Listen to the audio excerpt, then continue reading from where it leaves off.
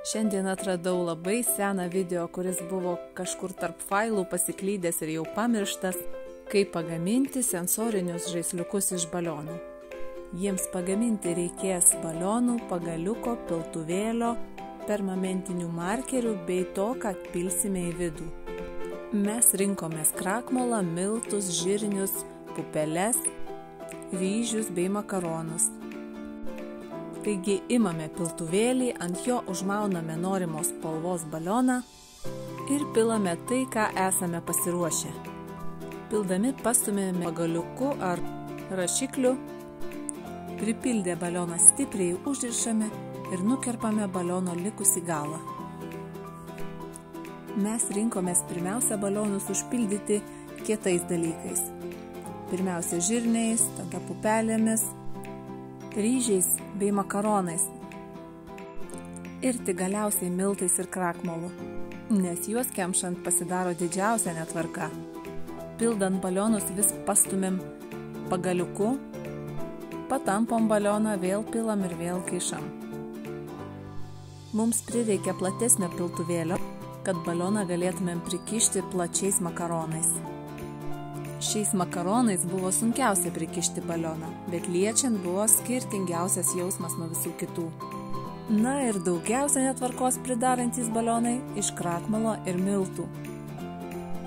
Pildami miltus ar krakmolą vis patampom, pabadom pagaliuku, pakemšam, vėl patampom balioną, kad kuo daugiau miltų tilptų ar krakmolo.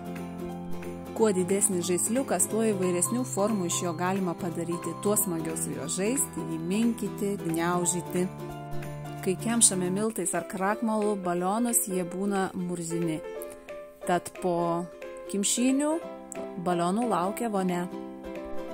Švariai nuplauname visus ir nusausiname. Na, o sausus balionus jau belieka papuošti.